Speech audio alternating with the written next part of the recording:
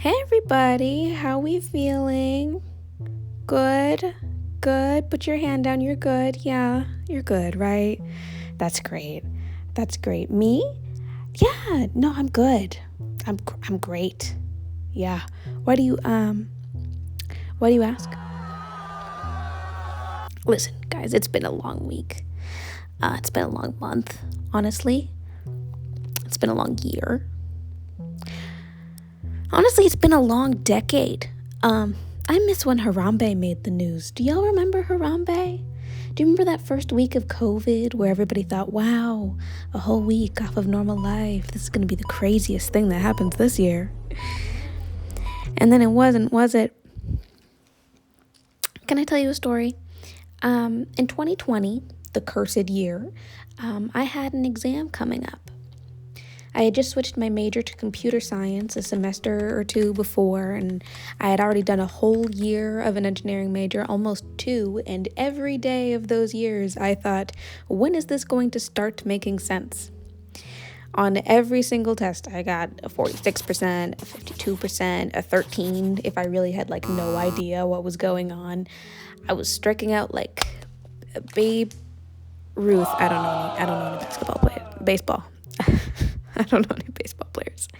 And to be fair, it was engineering, so the curve is 70 points. I think I finished that class with a B. It's insane out there in the STEM world, but still, I was so miserable. I felt stupid, like I had wasted my potential, In fact, it became enough that I finally bit the bullet and I put in a change of major form the week before majors were due with your advisor. A bit of a reckless decision on my part, but at least coding was better, It was hard, but I was finally catching on. But now here I was at 4 a.m. on a Saturday morning, still awake from the night prior, to hit submit on a coding final that lit up the darkness of my room with ominous red error messages. I was tired. I was stressed. I felt horrible. I had to wake up at 7 a.m. that day. My roommate, who later became my wife, helped drag me out of our dorm on 3 hours of sleep, no breakfast, no water, on a hot summer's day to the local rec that they had turned into a COVID vaccination center for the year. Everybody had to get it. I think it was the first one they had put out, or maybe the second. I don't like shots. I was shaky and anxious, but I just had to get this over with, and then I could go back to bed. But then I ended up passing out way before I made it back to the dorms. Not from exhaustion, and actually not on purpose either. I passed out the way that anxious Victorian women do in the olden days, but if the fancy fainting sofa was a plastic fold-out chair. Apparently the injection was just one too many things to introduce to my nervous system that day. I blacked out, crying for my wife, and woke up in a wheelchair just in time to start throwing up.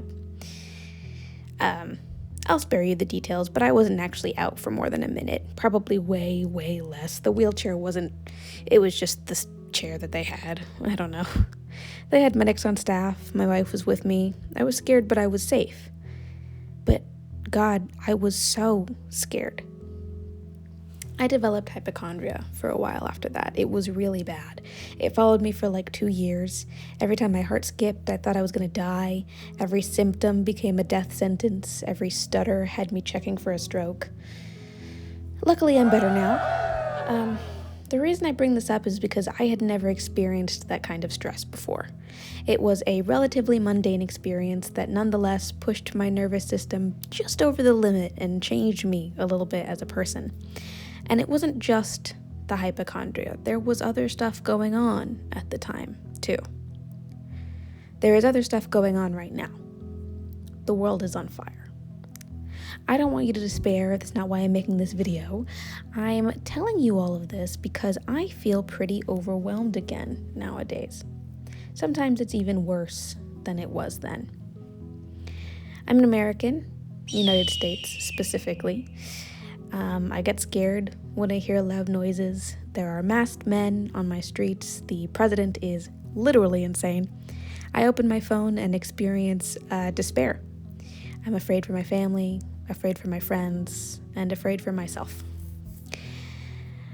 Essentially, I've become a real downer. I think a lot about the possibility that I won't know when my time is coming, I don't feel like I'm guaranteed my 80 years of life expectancy anymore. I don't feel like tomorrow is promised to me. There's so much that the threat of danger makes you think about. So many people to make sure that you set up well if the worst happens. So many things to regret. And a lot of those regrets are logical, reasonable things. But amongst those practical, family-minded thoughts, there's one single thought that has been constantly on my mind lately. Something that's maybe a little more silly, a little more selfish even, but that I maybe didn't realize meant so much to me. I don't want to leave without making my art. My art is okay. I like it. It makes me happy. I've worked hard to cultivate my skills, but sometimes I still get really frustrated with it. There are so many artists that I admire, visual artists and writers and animators and storytellers, and I wish that my work lived up to their standards. Every day, it feels like everyone else is getting better and I am slowly falling behind. But I love art.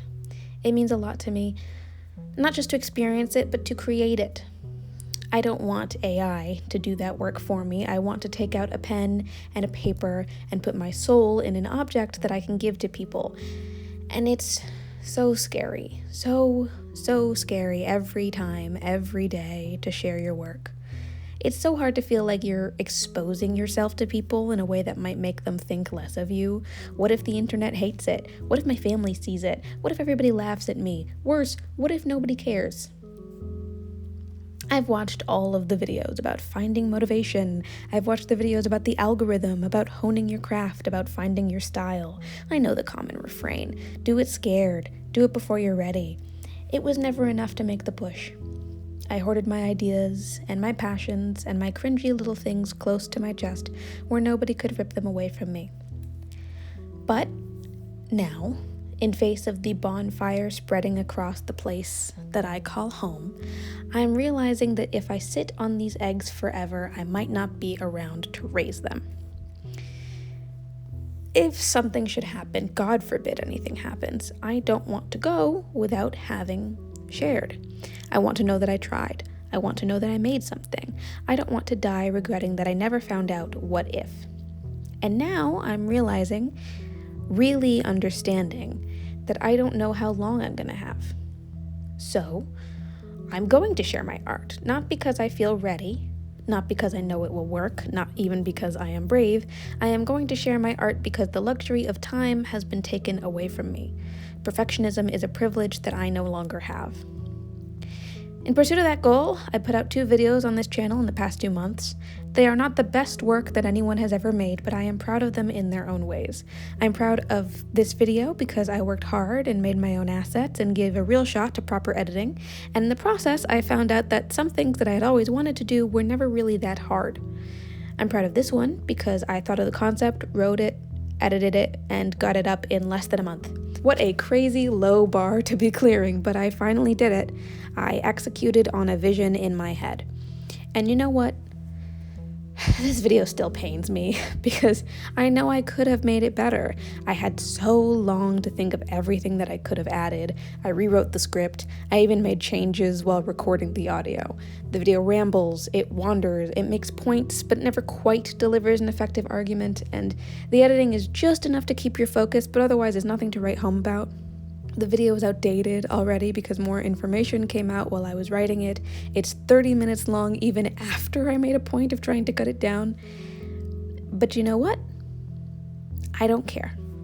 I don't care if nobody likes it because it's done. It's real. It's made and it exists, and if something were to happen to my physical body, this internet archive will live on as proof that I tried. No matter what happens, in a couple of years, I can go to the Wayback Machine and point to myself, visibly existing, visibly trying. And that means something to me. So, to everybody who stuck around with me this long on this weirdly melodramatic little journey, hello. This will be video number 3 that I'm proud of for letting it be something that I make that is honest and real and not chasing a trend for the algorithm. I'm still scared. I'm still anxious. The internet is a nerve-wracking place to exist, but I'm also going to get better and faster and maybe even stronger. Thanks for hanging around with me. Tell me what you're working on in the comments and we can bond over trying to finish things together. Peace.